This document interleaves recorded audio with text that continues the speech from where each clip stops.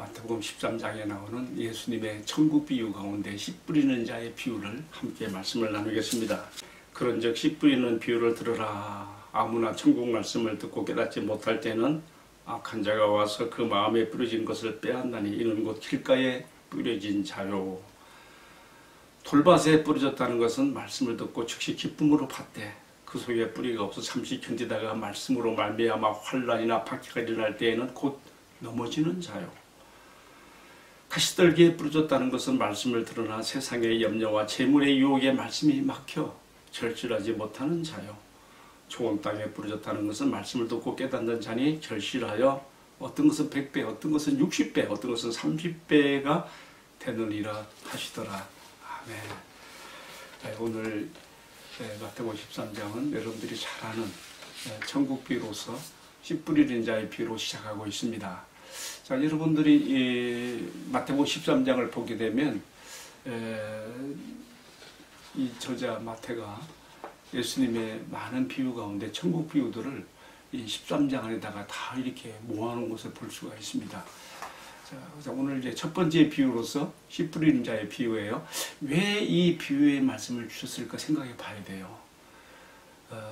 그 이유는요, 우리가 마태복음 13장 이전에 12장에서 우리가 문명을 따라서 좀 이해를 할 필요가 있습니다. 12장에 보게 되면 예수님께서 공생애를 시작하여 말씀을 선포하시고 천국의 말씀들을 가르치시며 또 많은 치유사역으로 이 말씀을 뒷받침하는, 그리고 하나님 나라가 천국이 이 땅에 지금 들어와서 활동하고 있다고 하는 것을 보여주셨을 때에 당시의 백성들의 지도층이라고 했던 기득권자를 할 수 있겠죠. 바리새인들은 이것을 너무 싫어한 거예요. 자신들이 계속 기득권을 가지고 백성들을 위해 군림해야 되는데 나사렛 예수 촌뚜기가 나타나서, 촌뚜기 랍비가 나타나서 이렇게 사역을 하니까 막 싫은 거죠. 그래서 노골적으로 공개적으로 예수님의 사역을 반대합니다. 우리가 마태복음 12장 14절에 보게 되면요, 심지어 자기들이 당해낼 수 없으니까 바리새인들이 예수님을 죽이려고 모의를, 논의를 시작했습니다. 그런가 하면은 12장 24절에서는 예수님의 그 사역을 방해하기 위해서 저가 귀신의 왕 바알세불을 힘입어서 이런 기적과 능력을 행하는 것이라고 하는 나쁜 소문도 막 퍼뜨립니다. 자, 예수님은 자신 앞에 등장되어 있는 이런 천국 운동, 천국 말씀 사역에 대해서 반대하는 이 사람들을 염두에 두시면서 13장으로 들어와서 지금 이 비유를 했다는 것을 우리가 염두에 둘 필요가 있습니다. 그렇게 함으로써 우리가 지금까지 전통적으로 내려온 해석으로 단지 이 뿌려진 씨와 그 씨에 반응하는 토양에만 우리가 중심을 두고 생각해 왔는데, 이제는 그것보다는요, 이렇게 반대를 받는 가운데 지금 예수님의 말씀을 전하는 것을 우리가 보면서 생각해 보시는 것은 이러한 반대와 이러한 방해에도 불구하고 계속해서 말씀을, 천국의 사역을 이루어 나가시는 예수님의 입장에서 하나님의 말씀으로서 씨와 또 이 씨, 말씀을 전하고 뿌리는 자의 입장에서 이 마태복음 13장에 씨 뿌리는 자의 비유를 이해할 필요가 있다는 것입니다.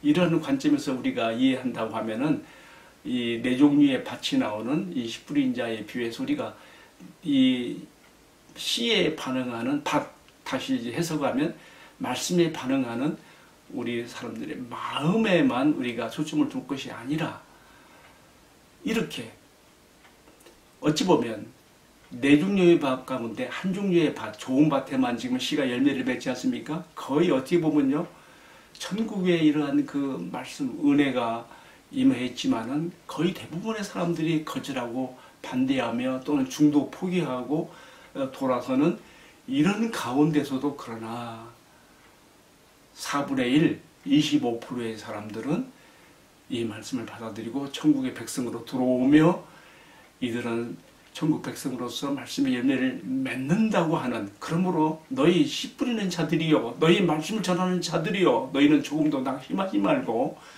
계속해서 천국운동, 말씀 사역을 이루어 나가라고 하는 것으로 우리가 이 말씀을 이해할 필요가 있는 것이죠.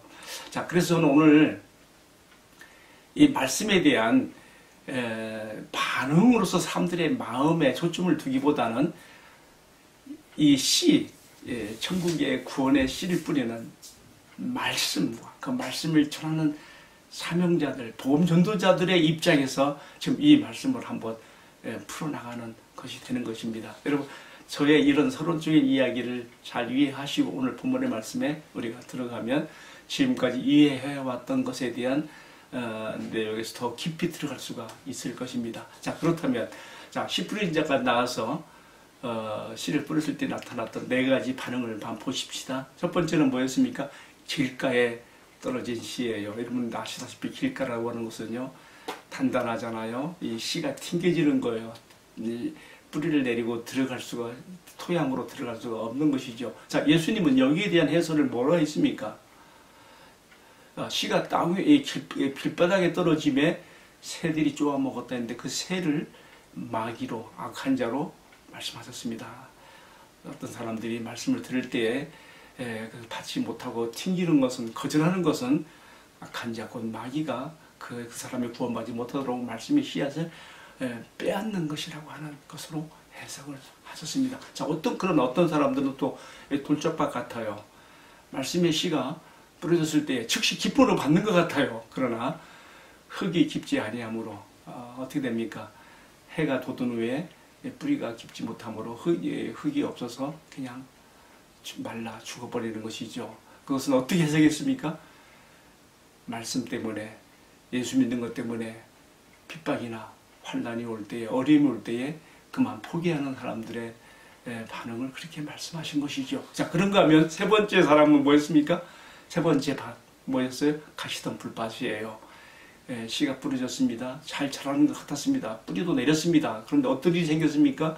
가시덤불이 더 이상 자라지 못하도록 꽉 막아 뿌리는 거예요. 자, 예수님은 이 가시덤불들의 그 작용을 무엇으로 해석했습니까? 우리가 뒤에 가서 보게 되면 이 세상의 재리와 또 돈의 욕심, 재물의 욕심, 또 세상의 일락, 향락을 좋아하는 이런 마음들이 결국은 이 말씀이 들어가서 믿음의 씨를 뿌리가 내리고 또 이게 싹이 올라서 자라는데 이런 것들을 막아버린다는 것이죠. 그래서 절실하지 못하는 쪽으로 간다는 것입니다.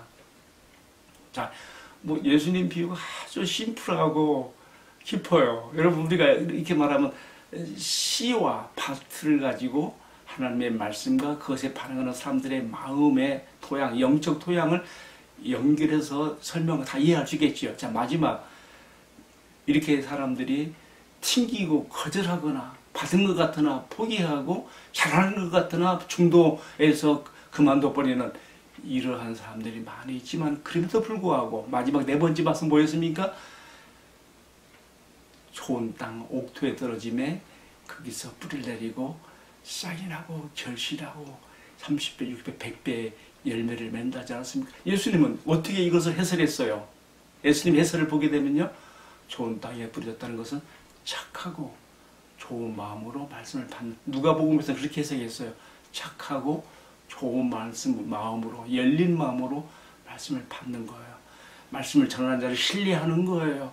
그래서 이 말씀 그 사람 안에 뿌리를 내려요. 자라요. 때로는 가시덤불 같은 그러한 방해 세력들이 이 믿음을 막기도 하지만, 이 성장을 막기도 하지만, 그는 인내로 결실하는 자입니다. 그래서 30배, 60배, 100배의 결실을 맺는 것이라고 주님이 이렇게 말씀했습니다. 자, 여러분, 우리가 이 네 종류의 밭에서 우리가 말씀을 들을 때 어떤 자세를 가져야 될 것인가에 대한 고찰을 하면서 여기에 대해서 적용을 해야 되겠죠. 그러나 여기서만 끝나면 안 되고요. 제가 서두에서 말씀드린 것처럼 더 깊이 들어가요. 이 말씀의 씨를 뿌리는 천국운동의 사명자들, 복음 전도자들, 말씀 사역자들이 세상에서 이 천국 복음을 전할 때에, 사람들의 영혼을 구원하는 이 귀하고 귀한 복음을 전할 때에 여러 가지 모양으로 거절당하고 반대당한다고 할지라도 너희가 낙심하지 말고 인내로 승리하라고 하는 교훈도 이 속에 담아주고 있다는 것을 오늘 말씀을 깊이 받아들입니다. 또 실제 예수님 자신이 이렇게 그의 삶과 사역을 통해서 증명하지 않았습니까? 예수님 얼마나 많은 반대를 받았습니까? 그러나 마침내 십자가와 부활과 더 나아가 승천과 오순절 성령 강림으로 오늘 이 천국의 그 구원 얻게 하는 복음의 씨앗이 온 세상에 퍼져서 온 누리에 나가고 있는 것이 아니겠습니까? 오늘 우리들이 각자의 지역 교회에서 또 자신의 있는 곳에서 이 중복음을 전할 때에 여러 가지 거절과 반대를 당하고 또 호응하는 것 같지만은 또 이내 거절하고 포기하는 사람도 많이 있지만은 그럼에도 불구하고 끝까지 계속해서 인내로 이 천국 복음을 전하고 나가자고 하는 그 교훈을 마음 깊이 받아들여야 되겠습니다. 한편 밭의 입장에서 또 우리가 전하는 말은 우리가 말씀을 들을 때에 이 말씀을 듣지 못하도록 노리고 있는 악한 자가 있다는 거 기억할 필요가 있어요.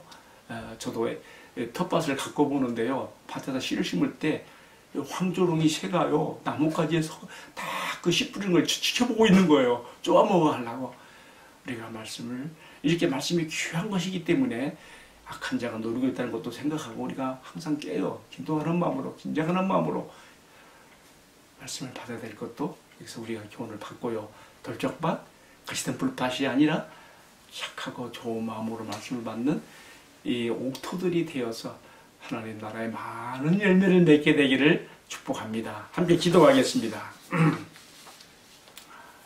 사랑하시는 주님, 영원한 생명을 얻게 하는 이 천국의 말씀이 이 땅에 전파될 때에 모든 이들이 다 받아들이는 것이 아니어서 길가밭처럼 드러내놓고 거절하는 사람도 있고요.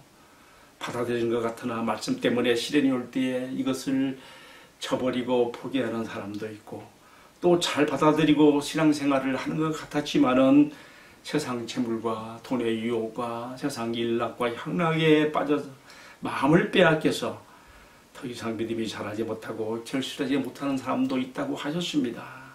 그러나 이런 가운데서도 어떤 이들은 착하고 좋은 마음으로 말씀을 받고 시련을 받을 때나 유혹과 시험에서도 인내로 승리하며 마침내 들은 말씀의 결실을 맺는다고 하셨습니다. 우리 모두가 다 주님의 말씀을 잘 배우고 나선 길에서 돌이키거나 중도 포기하지 않으며 착하고 좋은 마음으로 이 말씀을 받아 믿음의 진보와 성장을 꾸준히 이루어서 30배, 60배, 100배의 결실을 맺는 저희들이 다 되게 하여 주옵소서. 더불어 내가 이 말씀 사역자, 복음 전도자의 입장에 섰을 때에 세상에 이런 많은 반응들이 있다는 것을 기억하고 낙심하지 않고 끝까지 우리 주님의 뒤를 따라갈 수 있는 사도들과 선지자들과 앞선 성도들의 뒤를 따라갈 수 있는 천국의 일꾼이 되도록 축복해 주옵소서. 주 예수님 이름으로 기도하옵나이다. 아멘.